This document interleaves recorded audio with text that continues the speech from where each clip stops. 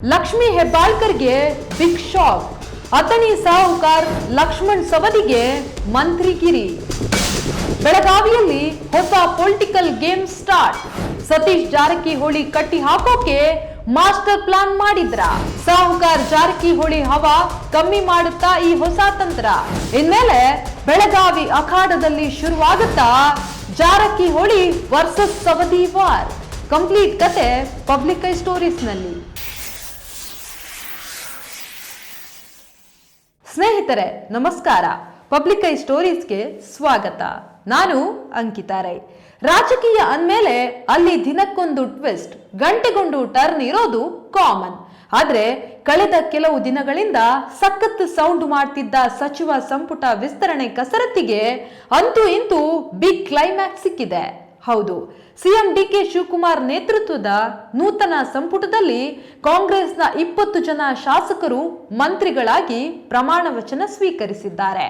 ಆದ್ರೆ ಈ ಲಿಸ್ಟ್ ಹೊರಬೀಳ್ತಿದ್ದಂತೆ ಇಡೀ ರಾಜ್ಯ ರಾಜಕೀಯದಲ್ಲಿ, ವಿಶೇಷವಾಗಿ ಬೆಳಗಾವಿ ಅಂಗಳದಲ್ಲಿ ದೊಡ್ಡದೊಂದು ಭೂಕಂಪವೇ ಆಗೋಗಿದೆ.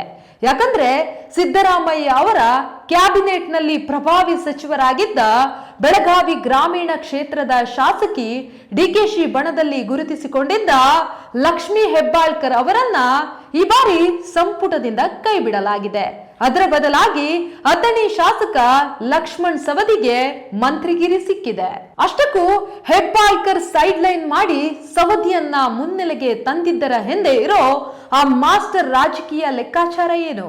ಸದ್ಯ ರಾಜಕೀಯ ನಾಯಕರೇ ಏನೇ ಕಾರಣ ನೀಡಿದ್ರೂ ರಾಜಕೀಯ ತಜ್ಞರ ಲೆಕ್ಕಾಚಾರ ಇರೋದೇ ಬೇರೆ. ಅದೇನಂದ್ರೆ ಇದರ ಹಿಂದೆ ಸಾಹುಕಾರ್ ಸತೀಶ್ ಜಾರಕಿಹೊಳಿಯನ್ನ ಕಟ್ಟಿ ಹಾಕೋ ತಂತ್ರವಿದ್ಯಾ ಅನ್ನೋದು. ಆ ಬಗ್ಗೆ ಈ ಸ್ಟೋರಿಯಲ್ಲಿ ಹೇಳ್ತೀವಿ, ಕೊನೆವರೆಗೂ ಮಿಸ್ ಮಾಡದೆ ನೋಡಿ. ಕಾಂಗ್ರೆಸ್ ಸರ್ಕಾರ ಅಧಿಕಾರಕ್ಕೆ ಬಂದಾಗಿನಿಂದ ಬೆಳಗಾವಿ ಅಂದ್ರೆ ಸತೀಶ್ ಜಾರಕಿಹೊಳಿ ಅಂದ್ರೆ ಬೆಳಗಾವಿ ಅನ್ನೋ ಹಾಗಿತ್ತು. ಜಿಲ್ಲೆಯ ಸಂಪೂರ್ಣ ರಾಜಕೀಯ ಹಿಡಿತ ಅವರ ಕೈಯಲ್ಲೇ ಇತ್ತು. ಇತ್ತ ಮುಖ್ಯಮಂತ್ರಿ ಡಿಕೆ ಶಿವಕುಮಾರ್ ಹಾಗೂ ಸತೀಶ್ ಜಾರಕಿಹೊಳಿ ನಡುವಿನ ಪೊಲಿಟಿಕಲ್ ರಿಲೇಶನ್ಶಿಪ್ ಅಷ್ಟಕ್ಕಷ್ಟೇ ಅನ್ನೋದು ಇಡೀ ಕರ್ನಾಟಕಕ್ಕೆ ಗೊತ್ತಿರೋ ಓಪನ್ ಸೀಕ್ರೆಟ್. ಈ ಹಂತದಲ್ಲಿ ಸತೀಶ್ ಜಾರಕಿಹೊಳಿಯನ್ನ ರಾಜಕೀಯವಾಗಿ ಕಂಟ್ರೋಲ್ ಮಾಡಬೇಕು, ಬೆಳಗಾವಿಯಲ್ಲಿ ಅವರ ಏಕಸಾಮ್ಯಕ್ಕೆ ಬ್ರೇಕ್ ಹಾಕಬೇಕು ಅಂದ್ರೆ ಅದು ಬರೀ ಲಕ್ಷ್ಮಿ ಹೆಬ್ಬಾಳ್ಕರ್ ಅವರಿಂದ ಸಾಧ್ಯವಿಲ್ಲ ಅನ್ನೋದು ಡಿಕೆಶಿಗೆ ಸ್ಪಷ್ಟವಾಗಿ ಅರ್ಥವಾಗಿದೆ. ಯಾಕಂದ್ರೆ ಹೆಬ್ಬಾಳ್ಕರ್ ಎಷ್ಟೇ ಬೆಂಬಲಿಗರಾಗಿದ್ರೂ ಜಾರಕಿಹೊಳಿ ಅವರನ್ನ ಎದುರಿಸಿ ಇಡೀ ಬೆಳಗಾವಿ ಜಿಲ್ಲೆಯನ್ನ ಹಿಡಿತದಲ್ಲಿ ಇಟ್ಟುಕೊಳ್ಳುವಷ್ಟು ಮಾಸ್ ಲೀಡರ್ಶಿಪ್ ಅವರಲ್ಲಿ ಇನ್ನೂ ಬೆಳೆದಿಲ್ಲ. ಅದಕ್ಕೆ ನೋಡಿ, ಜಾರಕಿಹೊಳಿಯನ್ನ ಚಕ್ರವ್ಯೂಹದಲ್ಲಿ ಬಂಧಿಸಲು ಸವದಿಯೇ ಬೆಸ್ಟ್ ಆಪ್ಷನ್ ಅಂತ ಡಿಕೆಶಿ ತೀರ್ಮಾನ ಮಾಡಿರೋ ಸಾಧ್ಯತೆ ಕಾಣಿಸ್ತಿದೆ.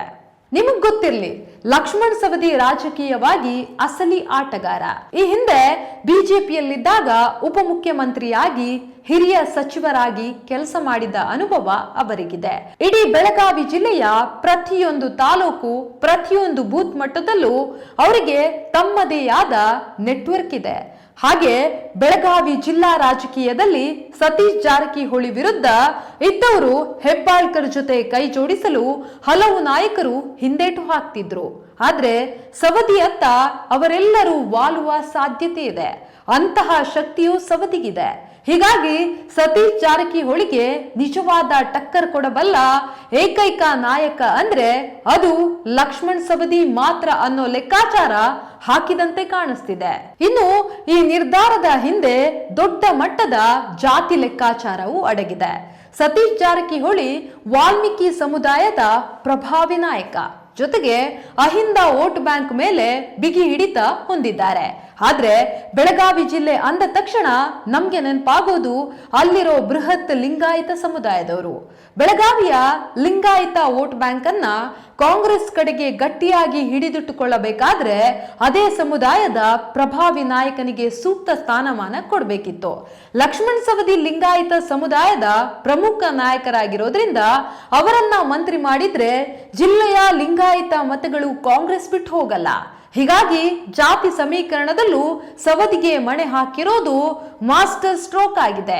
ಅದೇ ರೀತಿ ಜಾರಕಿಹೊಳಿ ಬಣದಲ್ಲಿರೋ ಲಿಂಗಾಯತ ವೋಟ್ಗಳನ್ನ ಸವದಿಯತ್ತ ಟರ್ನ್ ಮಾಡೋ ಪ್ಲಾನ್ ಇದ್ರೂ ಇರಬಹುದು. ಇಷ್ಟೇ ಅಲ್ಲ, ಒಂದ್ ವೇಳೆ ಲಕ್ಷ್ಮಣ್ ಸವದಿ ಸಚಿವರಾಗಿ ಬೆಳಗಾವಿಯಲ್ಲಿ ಸಕ್ಸಸ್ ಆದ್ರೆ ಅದು ನೇರವಾಗಿ ಜಾರಕಿಹೊಳಿ ಫ್ಯಾಮಿಲಿ ಸಾಮ್ರಾಜ್ಯಕ್ಕೆ ಬೀಳೋ ದೊಡ್ಡ ಏಟು.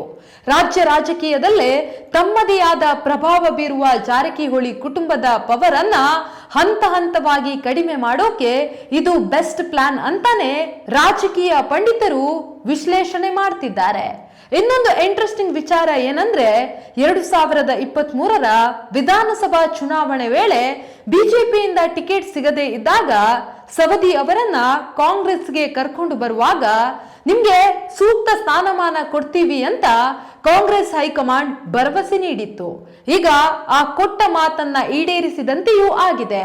ಜೊತೆಗೆ ಬೆಳಗಾವಿ ರಾಜಕೀಯದಲ್ಲಿ ಸಮತೋಲನ ಕಾಯ್ದುಕೊಂಡಂತೆಯೂ ಆಗಿದೆ. ಈಗ ಎಲ್ಲರ ಮನಸ್ಸಿನಲ್ಲಿ ಮೂಡ್ತಿರೋ ಪ್ರಶ್ನೆ ಒಂದೇ, ಡಿ.ಕೆ. ಶಿವಕುಮಾರ್ ಅವರು ತಮ್ಮದೇ ಬಣದಲ್ಲಿರೋ ಲಕ್ಷ್ಮಿ ಹೆಬ್ಬಾಳ್ಕರ್ಗೆ ಸಚಿವ ಸ್ಥಾನ ಕೊಡಿಸಲು ಹೈಕಮಾಂಡ್ ಮುಂದೆ ಯಾಕೆ ಬಿಗಿಪಟ್ಟು ಹಿಡಿಯಲಿಲ್ಲ? ಉತ್ತರ ಸಿಂಪಲ್. ರಾಜ್ಯ ರಾಜಕೀಯದಲ್ಲಿ ತಮಗೆ ದೊಡ್ಡ ಪ್ರತಿಸ್ಪರ್ಧಿಯಾಗಿ ಬೆಳೆಯುತ್ತಿರೋ ಸತೀಶ್ ಜಾರಕಿಹೊಳಿಗೆ ಚೆಕ್ಮೇಟ್ ಇಡಬೇಕಾದ್ರೆ ಆಪ್ತತೆಗಿಂತ ರಾಜಕೀಯ ತಂತ್ರಗಾರಿಕೆ ಮುಖ್ಯವಾಗತ್ತೆ. ಹೆಬ್ಬಾಳ್ಕರ್ ಅವರನ್ನ ಮಂತ್ರಿ ಮಾಡಿದ್ರೆ ಅದು ಬರೀ ಅವರ ಸ್ವಂತ ಕ್ಷೇತ್ರಕ್ಕೆ ಸೀಮಿತವಾಗ್ತಿತ್ತು. ಆದ್ರೆ ಸವದಿಗೆ ಮಂತ್ರಿಗಿರಿ ನೀಡಿದ್ರೆ ಅದು ಇಡೀ ಜಾರಕಿಹೊಳಿ ಬಣಕ್ಕೆ ದೊಡ್ಡ ಬ್ರೇಕ್ ಹಾಕುತ್ತೆ. ಹಾಗಾಗಿ ಹೈಕಮಾಂಡ್ ಮುಂದೆ ಸವದಿ ಹೆಸರನ್ನ ಓಕೆ ಮಾಡುವಾಗ ಡಿಕೆಶಿ ಕೂಡ ಹೆಬ್ಬಾಳ್ಕರ್ ಪರ ಅತಿಯಾಗಿ ಪಟ್ಟು ಹಿಡಿಯದೆ ಪಕ್ಷದ ಮತ್ತು ತಮ್ಮ ರಾಜಕೀಯ ಭವಿಷ್ಯದ ಲೆಕ್ಕಾಚಾರಕ್ಕೆ ಜೈ ಅಂದಿದ್ದಾರೆ ಅಂತ ಹೇಳಲಾಗ್ತಿದೆ. ಒಟ್ನಲ್ಲಿ ಹೇಳ್ಬೇಕಂದ್ರೆ ಬೆಳಗಾವಿ ರಾಜಕೀಯ ಅಂದ್ರೇನೆ ಫ್ಯಾಮಿಲಿ ಫೈಟ್ ಮತ್ತು ಪವರ್ ಗೇಮ್. 2023ರಲ್ಲಿ ಕಾಂಗ್ರೆಸ್ ಸರ್ಕಾರ ಬಂದ ಮೇಲೆ ಬೆಳಗಾವಿ ಅಂದ ತಕ್ಷಣ ನಮ್ಗೆ ನೆನಪಾಗಿದ್ದು ಜಾರಕಿಹೊಳಿ ವರ್ಸಸ್ ಹೆಬ್ಬಾಳ್ಕರ್ ಕದನ. ಆದ್ರೆ ಇನ್ಮೇಲೆ ಈ ಸಮರ ಬದಲಾಗಲಿದೆ. ಈಗ ಸಚಿವ ಸಂಪುಟ ವಿಸ್ತರಣೆಯ ನಂತರ ಬೆಳಗಾವಿ ರಾಜಕೀಯ ಜಾರಕಿಹೊಳಿ ಫ್ಯಾಮಿಲಿ ವರ್ಸಸ್ ಸವದಿ ಫ್ಯಾಮಿಲಿಯಾಗಿ ಮಾರ್ಪಡುತ್ತಾ? ಲಕ್ಷ್ಮಣ್ ಸವದಿಗೆ ಕೊಟ್ಟ ಈ ಹೊಸ ಪವರ್ ಸಾಹುಕಾರ್ ಸತೀಶ್ ಜಾರಕಿಹೊಳಿ ಹವಾ ಕಮ್ಮಿ ಮಾಡುತ್ತಾ ಅನ್ನೋದನ್ನ ನಾವು ಮುಂಬರುವ ದಿನಗಳಲ್ಲಿ ಕಾದು ನೋಡೋಣ. ವೀಕ್ಷಕರೇ, ನಿಮ್ಗೇನನ್ಸುತ್ತೆ? ಲಕ್ಷ್ಮಿ ಹೆಬ್ಬಾಳ್ಕರ್ ಅವರನ್ನ ಕೈಬಿಟ್ಟು ಸವದಿಗೆ ಮಂತ್ರಿಗಿರಿ ಕೊಟ್ಟಿದ್ದು ಕಾಂಗ್ರೆಸ್ ಮಾಡಿದ ಸರಿಯಾದ ಲೆಕ್ಕಾಚಾರನ? ನಿಮ್ಮ ಅಭಿಪ್ರಾಯವನ್ನ ಕೆಳಗೆ ಕಮೆಂಟ್ ಮಾಡಿ ತಿಳಿಸಿ. ಇದೇ ರೀತಿಯ ಲೇಟೆಸ್ಟ್ ಪೊಲಿಟಿಕಲ್ ಅಪ್ಡೇಟ್ಗಾಗಿ ನಮ್ಮ ಚಾನೆಲ್ ಅನ್ನ ಈಗಲೇ ಲೈಕ್ ಮಾಡಿ, ಶೇರ್ ಮಾಡಿ ಮತ್ತು ಸಬ್ಸ್ಕ್ರೈಬ್ ಆಗುವುದನ್ನ ಮರಿಬೇಡಿ. ಧನ್ಯವಾದಗಳು.